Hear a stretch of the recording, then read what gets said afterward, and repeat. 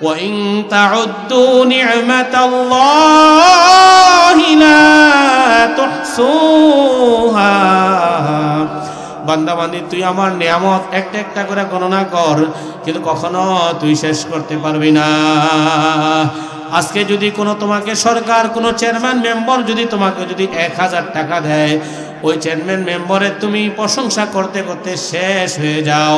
যদি সে চোরও হয়, বাটপারও হয়, এক বস্তা তোমার বাড়িতে ঈদ উপলক্ষে চাল পাঠাই দিছে, কিন্তু ওই চেয়ারম্যান আর মেম্বারের তুমি নিয়ামতে পাইয়া কত শুকরিয়া আদায় করো, আনন্দিত হয়ে যায়।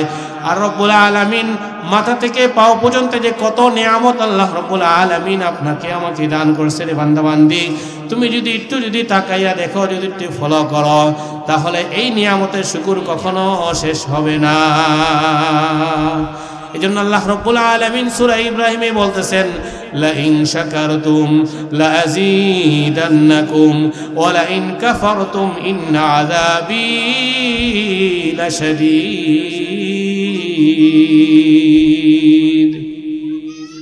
বান্দা বান্দী, যখন তুমি আমার নিয়ামত পাইলা, নিয়ামত পাওয়ার পরে যদি তুমি নিয়ামতের শুকর করো, লা আযীদান্নাকুম, আল্লাহ রাব্বুল আলামিন তাকিদ দিয়ে বলতেছেন, অবশ্যই অবশ্যই আমি তোমার নিয়ামতকে আরো বৃদ্ধি করে দিব, বাড়াইয়া দিব। ওয়ালা ইন কাফারতুম ইন্না আযাবী লাশাদীদ।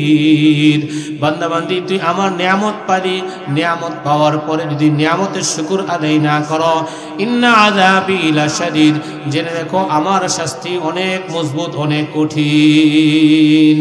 এজন্য আল্লাহ রাব্বুল আলামিনের নিয়ামত মনে করে এই মাহফিলকে জান্নাতের বাগানে তুমি চলে আসো, ওলামায়ে কেরামের কথা শোনো, ওলামায়ে কেরামের কথা অনুযায়ী চলো, তোমার জিন্দেগি পরিবর্তন হয়ে যাবে। আপনি আমি যখন অসুস্থ হইয়া পড়ি, যখন ঠান্ডা হয়, জ্বর হয়, কাশি হয়, হাত ভেঙে যায়, পা ভেঙে যায়, তখন আপনি আমি ডাক্তারের কাছে চলে যাই। ডাক্তার কিন্তু আপনাকে আমাকে চিকিৎসা করে, চিকিৎসা করার পর ঔষধ লিখে দেয়। ওই ওষুধ অনুযায়ী খাওয়ার পরে দেখা যায় কিছুদিন পর আলহামদুলিল্লাহ সুস্থ হয়ে গেছি।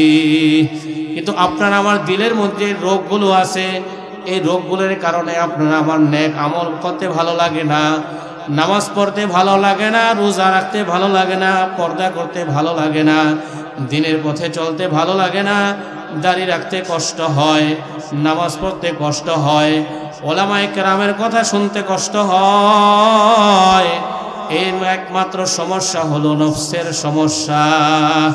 এই নফস ঠিক করার জন্যই আপনাকে আমাকে আজকে এখানে দাওয়াত দেওয়া হয়েছে।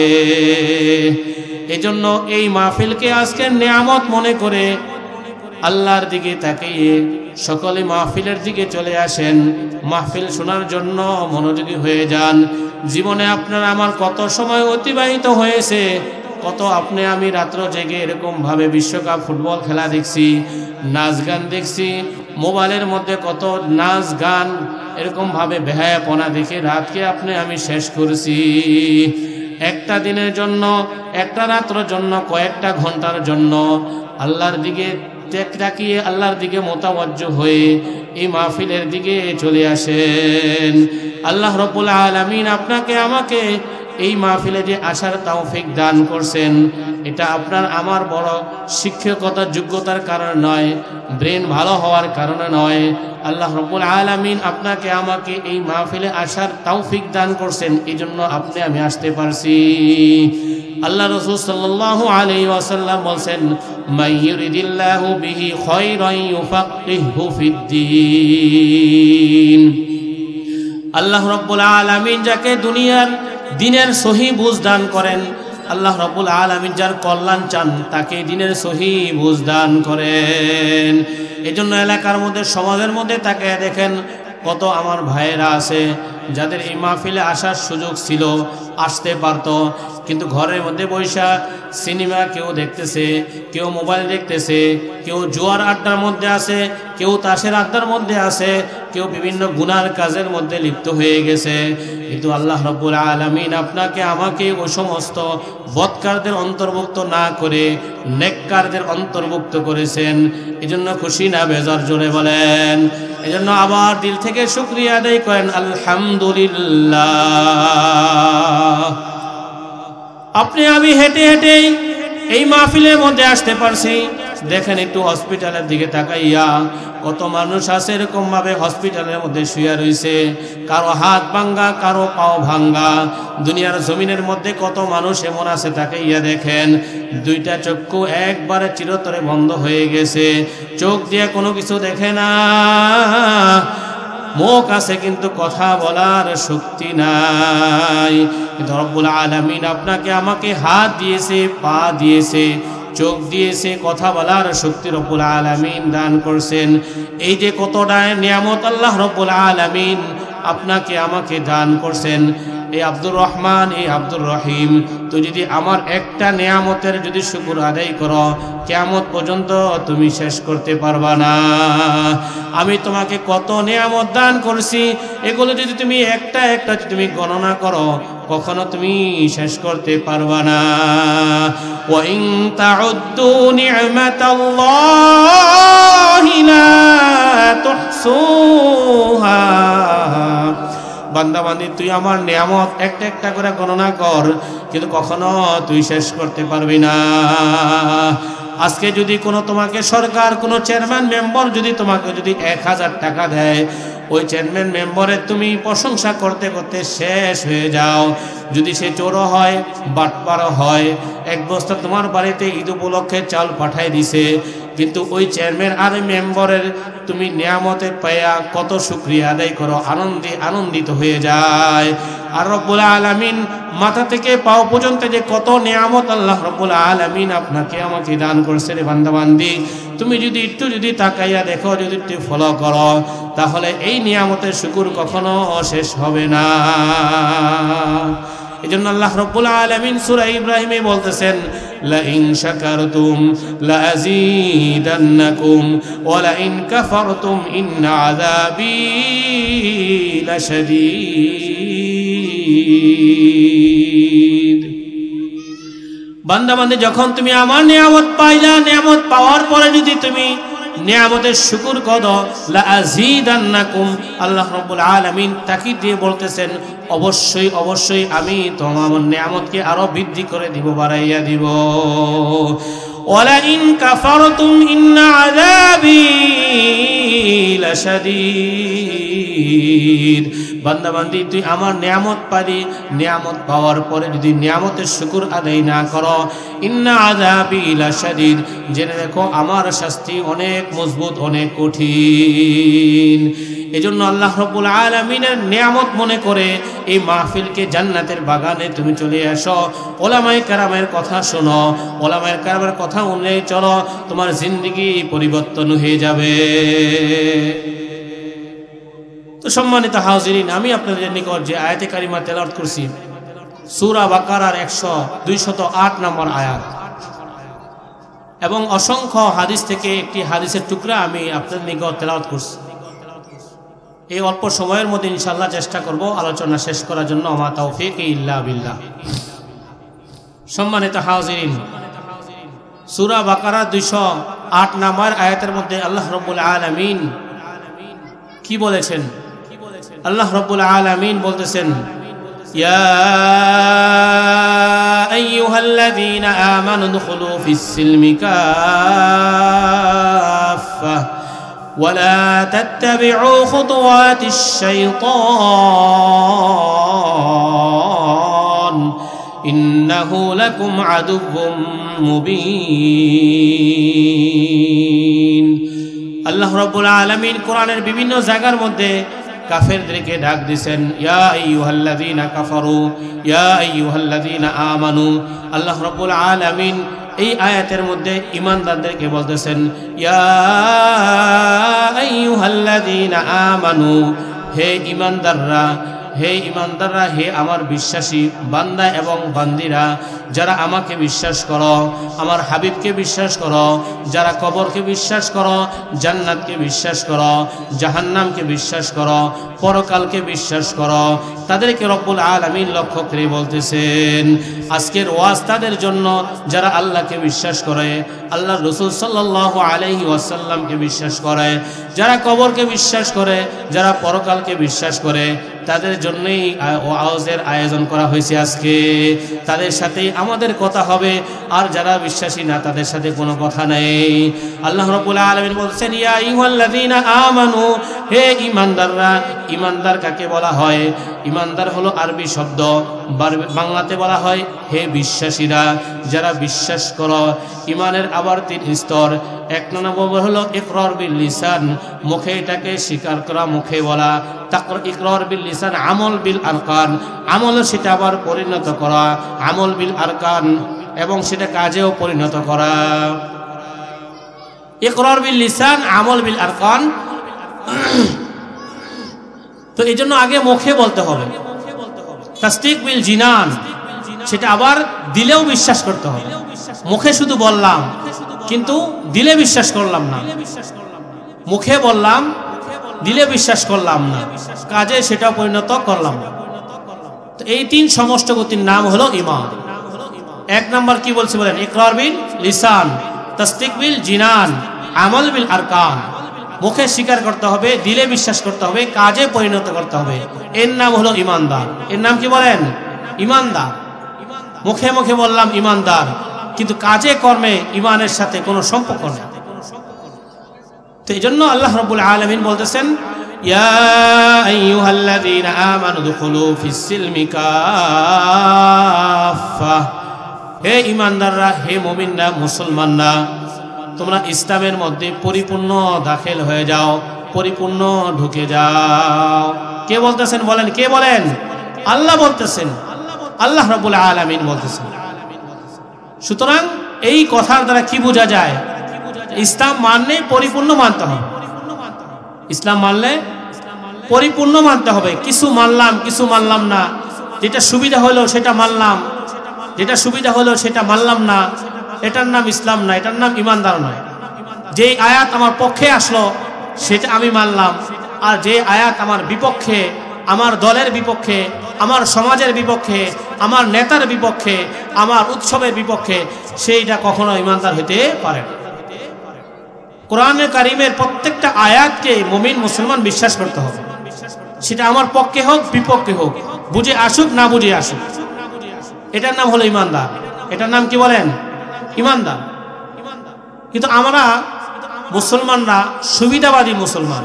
খুদ বাদশতে খাজাদান, মুসলমান কাকে বলে? মুসলমান আমরা ঢাকা শহরে সবাই চলাফেরা করি, ঘোড়ার গাড়ি দেখছি কি দেখছি না বলেন? ঘোড়ার গাড়ির মধ্যে একজন লোক থাকে যে ঘোড়াটাকে চালায়। যখন ঘোড়াটাকে ডান দিকে টান দেয় ঘোড়াটা ডান দিকে যায়, যখন বাম দিকে টান দেয় বাম দিকে যায়, যখন পাও দিয়া চাপ দেয় ঘোড়াটা আস্তে করে থেমে যায়। কেন? এই ঘোড়ার চালানের মালিক একজন আছে, সে উপরে বসে রয়েছে, ডান দিকে টানতেছে, ডান দিকে যাচ্ছে, বাম দিকে যখন টানে বাম দিকে আসে। ঠিক ততরূপ ভাবে আপনি আমি কালিমা গো মুসলমান, আপনি আমি কালিমা পড়ছি, কিন্তু এই কালিমার রশি আপনি আমি কার হাতে দিছি বলেন? যদি আল্লাহর কাছে দিয়ে থাকি তাহলে কেন আল্লাহর হুকুম মানি না? যদি রসুলের হাতে যদি রশি দিয়ে থাকি কেন আল্লাহর রসুল সাল্লাল্লাহু আলাইহি ওয়াসাল্লামের সুন্নত মোতাবেক কেন চলি না? বরঞ্চ দুনিয়াতে আমার স্ত্রীকে খুশি করার জন্য স্ত্রী বলছে দাঁড়িয়ে রাখো না, স্ত্রীর কথা অনুযায়ী আমি দাঁড়িয়ে রাখি না। নেতা বলছে আজকে ওখানে তোমাকে যাইতে হবে, দল বলছে আজকে তোমাকে ওখানে যাইতে হবে, দলের কথা শোনার জন্য তুমি সেখানে প্রস্তুত হয়ে যাও, নেতার কথা শোনার জন্য তুমি সেখানে প্রস্তুত হয়ে যাও। কিন্তু আল্লাহ রাব্বুল আলামিন যে তোমাকে প্রতিদিন ডাকতেছে যে আল্লাহু আকবার, আল্লাহু আকবার, আল্লাহ বড়, আল্লাহ বড়, আসো আসো, হাইয়া আলাস সালাহ, নামাজের দিকে আসো, হাইয়া আলাল ফালাহ, আসো সফলতার দিকে আসো। কিন্তু মুসলমান তুমি আল্লাহকে বড় মনে করো না, তুমি তোমার নেতাকে বড় মনে করো, তুমি তোমার দলকে বড় মনে করো।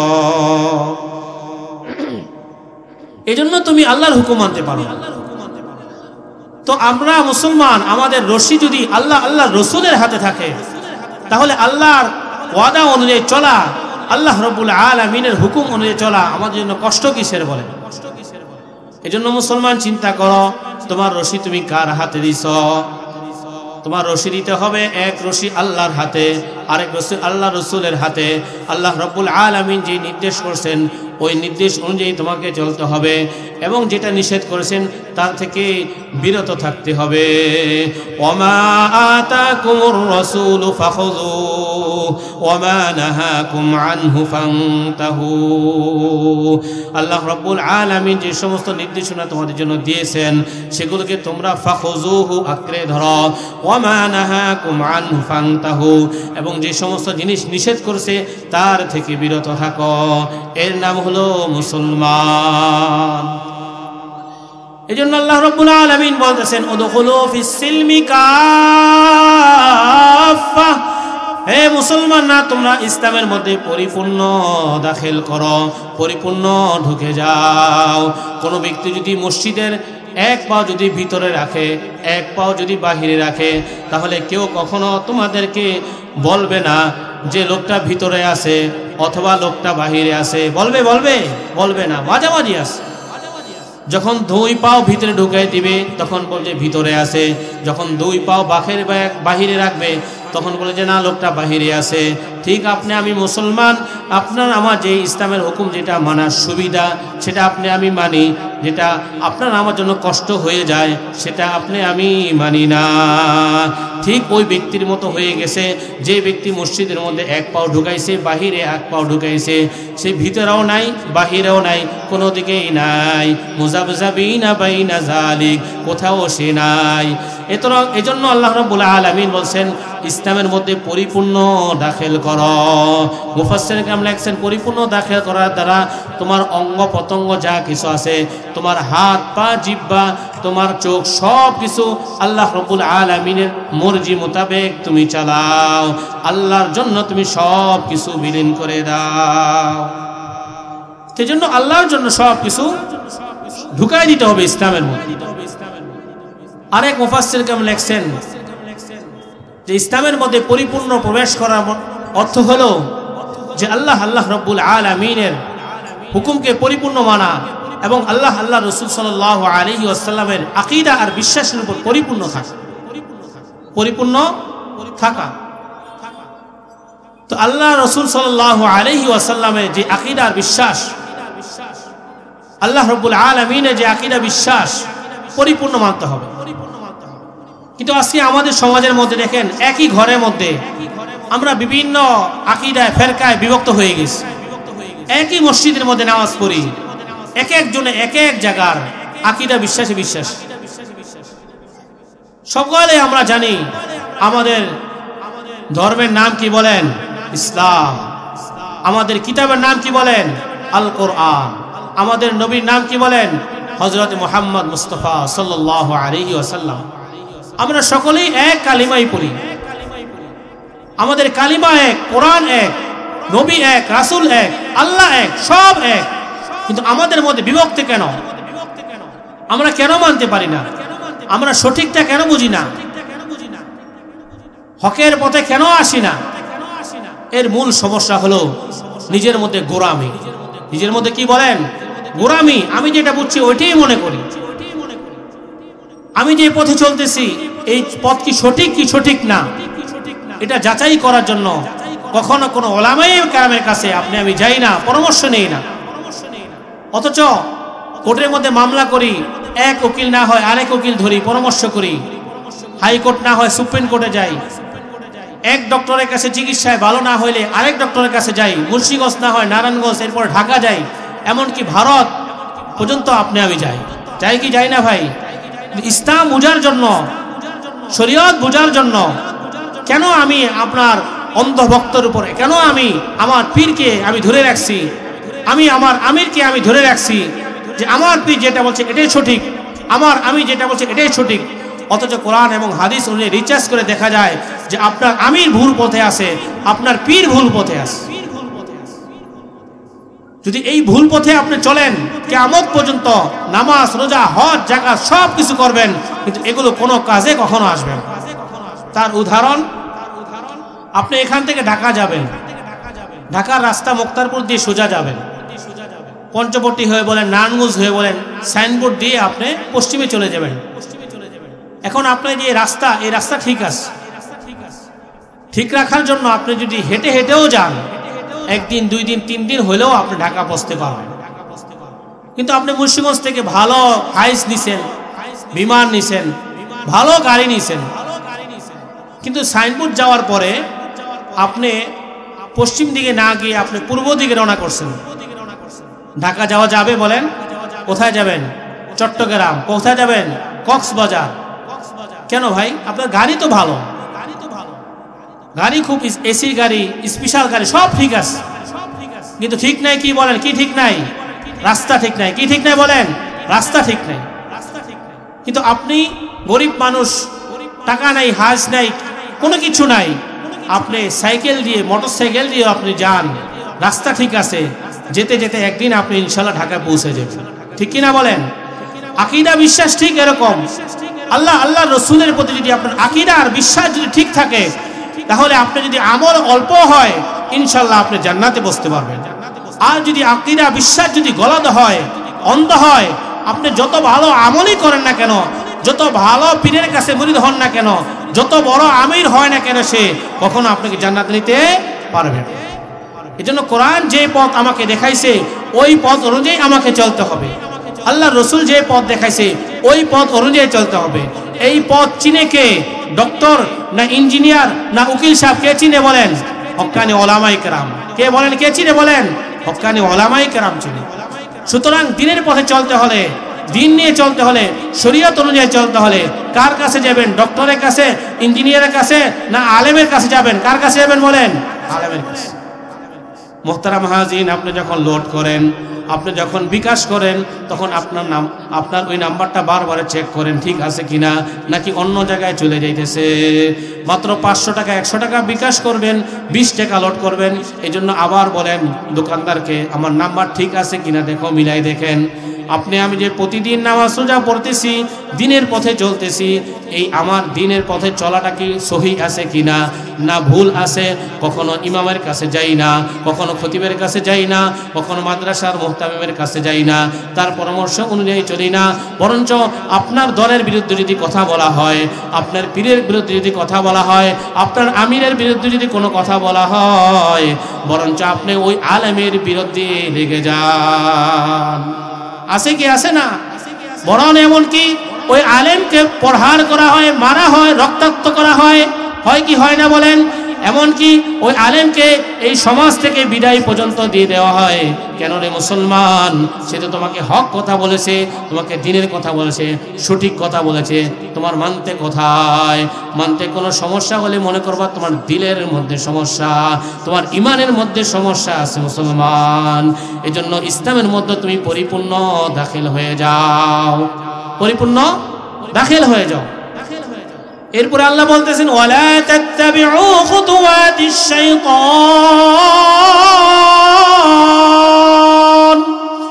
তোমরা কখনো শয়তানের পতঙ্গ অনুসরণ করিও না, শয়তানের রাস্তায় করিও না। কেন? আল্লাহ বলেন, ইন্নাহু লাকুম আদুউম মুবিন,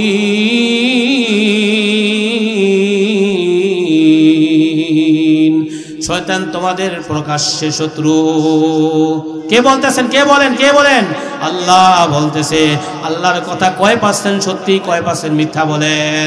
99% সত্যি, 1% মিথ্যা, নাকি বলেন? কত পার্সেন্ট সত্যি বলেন? 100% সত্যি। সুতরাং আল্লাহ বলতেছেন, শয়তান তোমাদের প্রকাশ্যে শত্রু। আপনার বাড়ির পাশে আপনার বন্ধু আত্মীয় স্বজন যদি শত্রু যদি আপনাকে ভালো খাবারও দেন, সেটা আপনি খান না। কেননা আপনি চিন্তা করেন নাকি কি জানি মিক্স করে দিছে, নাকি কোনো তাবিজ ভরে দিছে, নাকি কি জানি ফু দিয়া দিছে, মনে হয় কি হয় না? সেটা আপনি তাকে পান করেন না, খান না, ফালায় দেন, অথবা গরিবকে আপনি দিয়ে দেন। আল্লাহ বলতেছেন, শয়তান তোমাদের প্রকাশ্যে শত্রু। সুতরাং শয়তানকে তোমরা শত্রু রূপে তোমরা গ্রহণ করো। আল্লাহ সূরা ফাতিরের 6 নম্বর আয়াত বলতেছেন, ইন্নাশ শাইতানা লাকুম আদুউন ফাত্তাখিযুহু আদুওয়া, নিশ্চয় শয়তান তোমাদের শত্রু, সুতরাং তোমরা শত্রুকে শত্রু রূপে গ্রহণ করো। সুতরাং শয়তান কখন মানুষদেরকে ভালো পথ দেখায় না, জান্নাতের পথ দেখায় না, জাহান্নামের পথ দেখায়, গুনার পথ দেখায়। ইন্নামা ইয়াদউ হিজবাহু লিয়াকুনু মিন আসহাবিস সাঈর। আল্লাহ বলতেছেন শয়তান তোমাদেরকে জাহান্নামের পথে ডাকে। কোন পথে ডাকে বলেন? জাহান্নামের পথে ডাকতেছে। আর আল্লাহ রাব্বুল আলামিন তোমাদেরকে জান্নাতের পথ ডাকতেছে। আল্লাহু ইয়াদউ ইলা দারিস সালাম, আল্লাহ রাব্বুল আলামিন তোমাদেরকে জান্নাতের পথে, সালামের পথে, শান্তির পথে ডাকতেছে। এখন আল্লাহর কথা শুনবা নাকি শয়তানের কথা শুনবা মুসলমান? কার কথা শুনবা বলেন? আল্লাহর কথা শুনতে হবে। সুতরাং আগামীকাল নতুন একটা উৎসব শুরু হইতেছে, যে উৎসবটার নাম হলো পহেলা বৈশাখ। কি বৈশাখ বলেন? পহেলা বৈশাখ। এই পহেলা বৈশাখ কি কোনো মুসলমানের নাকি এটা হিন্দুদের? বলেন সবাই বলেন, কাদের কাদের? হিন্দুদের। কিন্তু হিন্দুরে কি পালন করে নাকি মুসলমানরাও পালন করে? বলেন মুসলমানরা পালন করে? আপনাদের আমাদের দেশে, আমাদের সমাজে, এলাকায় পালন করে কি কিনা বলেন? এই উৎসব কাদের বলেন? কাদের? হিন্দুদের উৎসব। কিন্তু আমাদের দেশের মধ্যে খুব একটা সুন্দর স্লোগান দেয় যখন এই পহেলা বৈশাখ আসে, তখন কি বলে? যে উৎসব ধর্ম যার যার উৎসব সভা বলে। কি বলে না বলেন? স্লোগানটা কি সঠিক না ভুল বলেন? ভুল।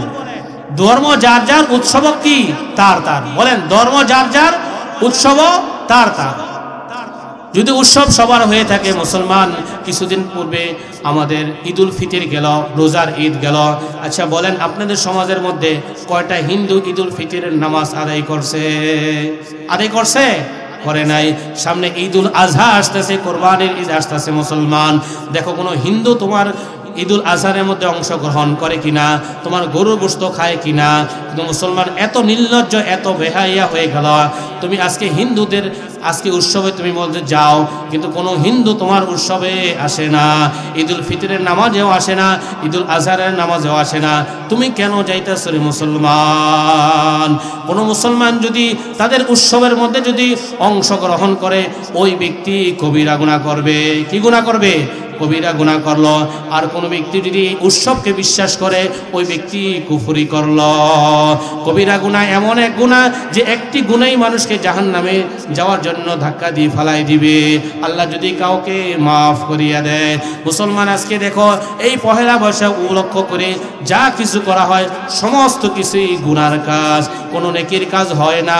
সকালবেলা আজকে কালকে দেখবা কত মুসলমান আছে সকালবেলা ফজর নামাজ না পড়ে ওই বট মোলে, রমনার মোলে চলে যায়। কিসের জন্য চলে যায়? যায় পান্তা ভাত আর ইলিশ মাছ খাওয়ার জন্য। যে ইলিশ মাছ এক কেজি ইলিশ মাছ 800 হয়তো 1000 টাকা পাওয়া যায়, সে এক টুকরা ইলিশ মাছ 2000 টাকা কিনে ওদিকে খায় মুসলমান। সকালবেলা মুসলমান আল্লাহর কাছে কল্যাণের দোয়া করবে, কিন্তু আজকে দেখা যায় মুসলমান তারা কিসের? মঙ্গল শোভাযাত্রা। কি শোভাযাত্রা বলেন? মঙ্গল শোভাযাত্রা। যেই শোভাযাত্রার মধ্যে পেঁচা, বাঘ এরকমভাবে বিভিন্ন এরকমভাবে মূর্তিগুলো দিয়ে এরকমভাবে তারা মিছিল করে। জিজ্ঞাসা করলাম ভাই মঙ্গল শোভাযাত্রা মানে কি? মঙ্গল শোভাযাত্রা মানে ওদের আকীদার বিশ্বাস হলো এই যে কোনো ব্যক্তি যদি রাস্তায় বের হয়ে যদি মিছিল করে, তাহলে 1 বছর পর্যন্ত তার কল্যাণের জন্য ব্যবস্থা হয়ে যাবে। বলেন নাউজুবিল্লাহ। কোন মুসলমান যদি এই কথা বিশ্বাস করে, ঈমান থাকবে না, ঈমান চলে যাবে? বলেন ঈমান চলে যাবে। আল্লাহ রাব্বুল আলামিন পবিত্র কালামুল্লাহর মধ্যে বলছেন, কুল্লা আমলিকু লিনাফসি নাফআন ওয়ালা দাররান ইল্লা মা শাআল্লাহ।